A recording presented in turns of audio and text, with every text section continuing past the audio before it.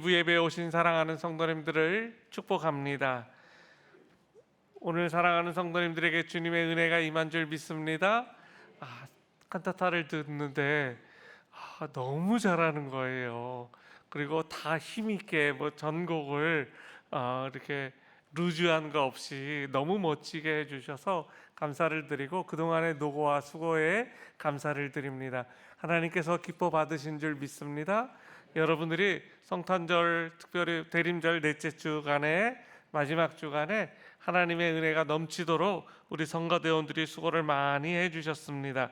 아까는 우리가 하나님께 영광의 박수를 올려드렸다라고 한다면 지금은 우리 주의자님과 우리 반주자들 그리고 우리 성가대원들에게 박수로 격려하도록 하겠습니다. 감사합니다.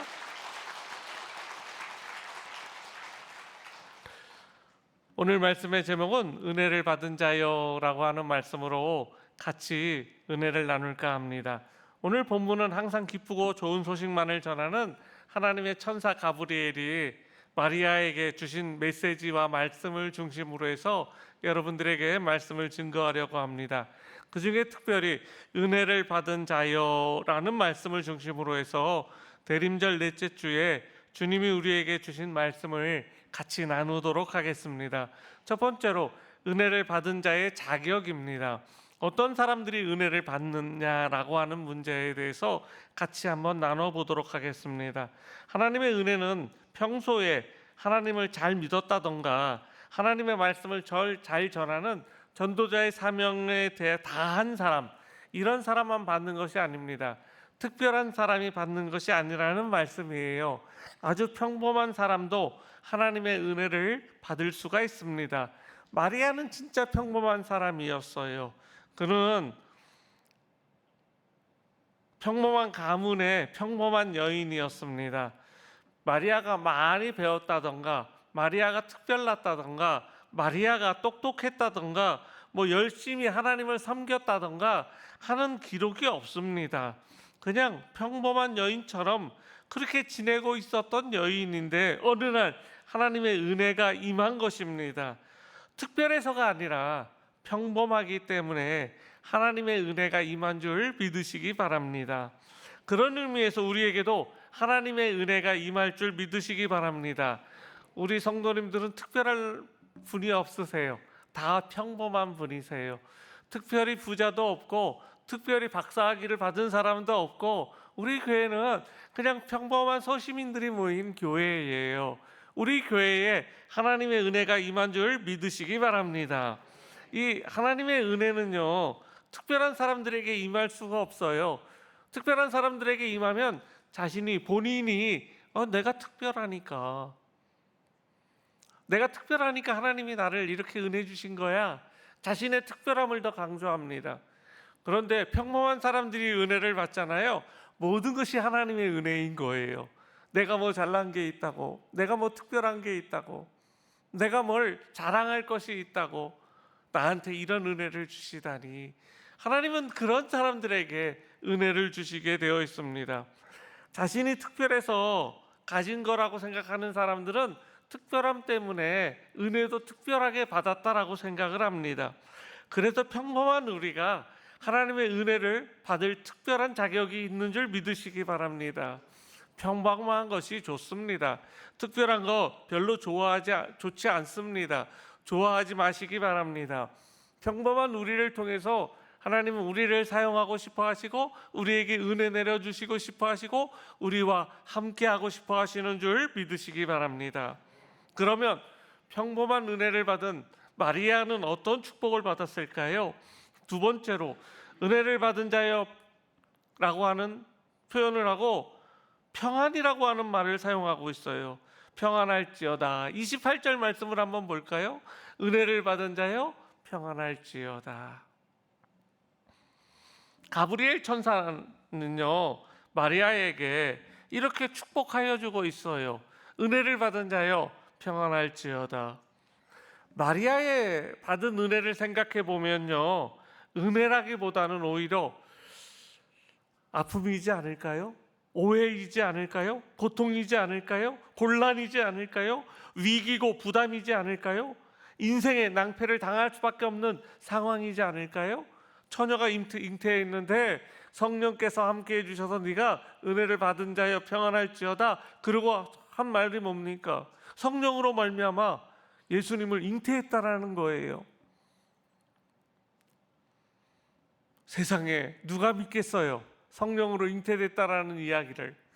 본인이 얘기를 하는 순간 그 당시에 사회법이 뭡니까? 돌에 맞아서 죽는 거예요. 처녀가 잉태를 하면 돌에 맞아서 죽어야 될 운명에 처해 있는 거예요. 그런데 본인이 어떻게 얘기를 하겠어요?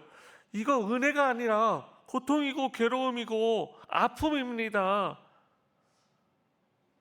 이거 너무 큰 곤란함입니다.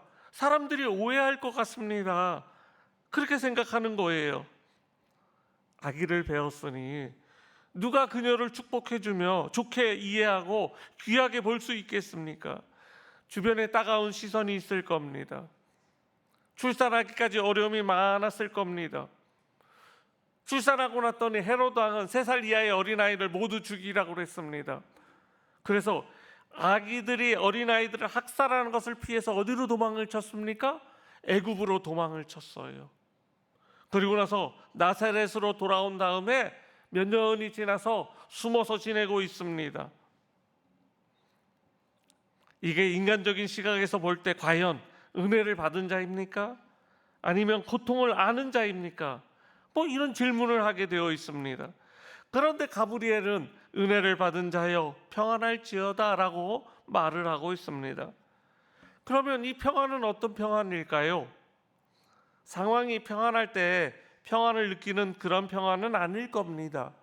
고통스러울 때, 괴로울 때, 아플 때 느끼는 평안이 하나님이 주시는 평안인 줄 믿으시기 바랍니다. 이 평안은 경험을 해봐야 알 수 있는 평안입니다. 진짜 힘들고 어려운 상황인데 평안할 수 있어요. 주님이 주시는 평안함을 간직할 수 있어요. 그런 평안이 우리 사랑하는 성도님들에게 넘치시기를 예수님의 이름으로 축복합니다. 상황이 평안하지가 않아요. 괴로워요. 고통스러워요. 힘들어요. 너무 마음이 아파요. 그런데 예수님이 주시는 평안이 있어요. 힘들어야 되는데 마음이 이상하게 평안해집니다.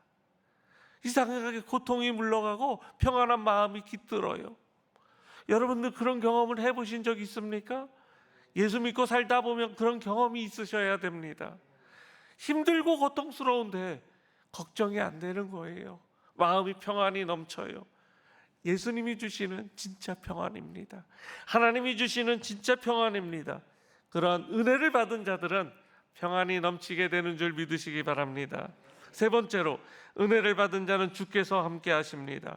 28절 말씀을 볼까요? 주께서 너와 함께 하시도다. 주님이 동행해 주시고 함께 하시기 때문에 평안한 겁니다. 그것을 임마누엘의 평안함이라고 그래요. 내가 스스로 평안할 수가 없어요. 그런데 주님이 함께 하시면 평안할 수 있습니다. 은혜를 받은 자는 아무런 고난, 문제가 없어서 평안한 것이 아닙니다. 그 가운데 주님이 함께 하시기 때문에 평안한 줄 믿으시기 바랍니다. 어떻게 보면 우리가 예수를 믿기 전보다 더 힘들 때가 있습니다. 더 곤란할 때가 있어요.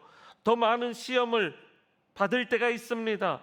세상에 반대와 핍박이 있을 수 있습니다. 불이익이 있었고 손해를 당할 때도 많이 있습니다. 그럼에도 불구하고 은혜를 받은 자라고 우리에게 말씀해 주고 있습니다. 왜요? 주님이 함께 하시기 때문에 그렇습니다. 제자들은 바다의 풍랑 속에서도, 다니엘은 사자굴 속에 들어가면서도, 다윗은 사망의 음침한 골짜기를 다닐 때에도 주님이 함께 하셨기 때문에 평안을 얻을 수 있고 어렵고 힘든 고통을 극복할 수 있었습니다. 언제 어디서나 우리 주님이 함께 하시면 그것에 평안이 임한다는 사실을 믿으시기 바랍니다.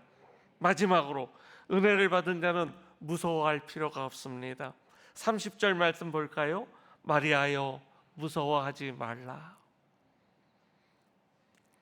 사람으로서 감당할 수 없는 일이 일어났을 때 사람들은 본능적으로 무서워합니다. 마리아는 천사의 나타남을 보고 무서워했어요. 마리아가 어렸을 때서부터 천사와 사이좋게 지냈던 사이가 아닌 거예요. 예수님이 태어나시고 난 다음에 수도 없이 가브리엘 천사가 찾아와서 마리아에게 말씀하시지 않았어요. 이때가 처음입니다. 일평생 처음으로 천사를 본 거예요. 가브리엘 천사를 만난 거예요. 얼마나 두려워했겠어요. 예수님을 만나면 무서워하고 두려워할 존재가 아닙니다. 왜냐하면 그분은 사랑이시기 때문에 그렇습니다. 하나님의 천사 가브리엘을 만났으면 사랑이 넘치고 평안이 넘치게 되어 있어요. 그런데 두려움이 앞서는 겁니다. 두려워하지 말라라고 말합니다. 하나님은 두려워할 존재가 아닙니다. 하나님은 사랑해야 될 존재입니다. 예수님은 사랑해야 될 존재입니다. 예수님을 만나면 사랑이 넘치고 평안이 넘치고 은혜가 넘칩니다. 예수님은 이제 성탄절에 이 땅에 오십니다. 우리를 위해서 죽을 수밖에 없는 우리들을 살리기 위해서 이 땅에 오십니다. 아기 예수 그리스도로 탄생하십니다.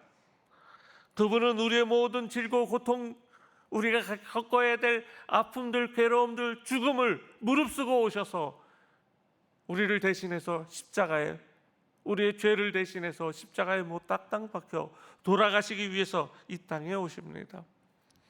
그분은 무서워해야 될 존재가 아닙니다. 성탄절에 무서워하시는 성도님들 계십니까? 아니잖아요. 예수님이 우리 앞에 나타났을 때 우리 무섭습니까? 아니잖아요. 주 예수여 어서 오시옵소서. 마라나타. 하나님 앞에 그렇게 고백하잖아요. 저는 예수님이 빨리 오셨으면 좋겠어요. 재림주로 진짜 빨리 오셨으면 좋겠어요. 제가 칭찬받을 것은 없지만 일평생 최선을 다해서 하나님 앞에 헌신하고 충성했으니까 잘했다 칭찬받을 것은 별로 없지만 그래도 하나님 사랑하는 마음으로 평생을 살았으니까 하나님을 만나고 예수님을 만나는 건 기쁨인 줄 믿으시기 바랍니다. 큰 축복인 줄 믿으시기 바랍니다. 무서움이 없어요. 두 번째, 이 무서워하지 말라라고 하는 의미는 세상을 무서워하고 두려워하지 말라는 거예요. 세상 앞으로 나가는 청년들이 있어요. 그동안 부모님의 사랑을 받다가 대학 교육까지 그냥 평안하게 있다가 이제 직장 생활을 해야 되고 사회 생활을 해야 돼요.